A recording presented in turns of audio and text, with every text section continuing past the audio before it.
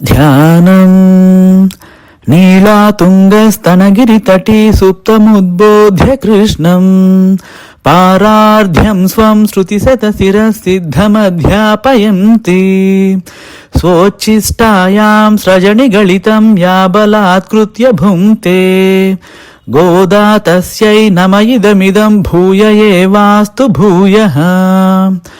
அன்னவயல் புதுவை ஆண்டாள் அரங்கற்கு பன்னு திருப்பாவை பல்பதியம் இன்னிசையால் பாடி கொடுத்தாள் நட்பாமாலை பூமாலை சூடி கொடுத்தாளை சொல்லு சூடி கொடுத்த சுடற்கொடியே தொல்பாவை பாடி எருள வள்ள பல்வளையாய் நாடினி வேங்கலவர்க்கு என்ற விதி என்ற இன்மாத்தம் நாம் கடவா వన్నమే నల్గు. ఈ ధ్యాన శ్లోకంలో స్వామి పరాశర భట్టర్ ఎంత అద్భుతంగా ఆనతిచ్చారు అంటే, భక్తి అంటే కేవలం దేవుణ్ణి పూజించడం మాత్రమే కాదు, దేవుణ్ణే ప్రేమతో మేలుకొలిపే శక్తి కలగటం. అలాంటి భక్తికి పరాకాష్ట మన ఆండాళ్ అమ్మవారన్నమాట. నీలాదేవి వక్షస్థలంపై సుఖంగా నిద్రిస్తున్నటువంటి శ్రీకృష్ణుని ఆండాళ్ అమ్మవారు మేలుకొలిపారు. కానీ ఇక్కడ కృష్ణుడు అంటే కేవలం దేవుడు మాత్రమే కాదు, అజ్ఞానం, అంధకారం అని కూడా వస్తుందన్నమాట. తిరుప్పావై ద్వారా ఈ లోకంలో మునిగిపోయిన మనల్ని అజ్ఞాన నిద్ర నుంచి లేపిన వారే ఆండాళ్ అమ్మవారు.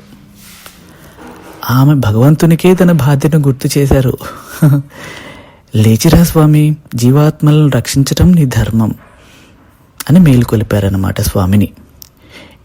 ఇది భక్తి గొప్పతనం. భగవంతుడే భక్తి ముందు స్పందిస్తాడు.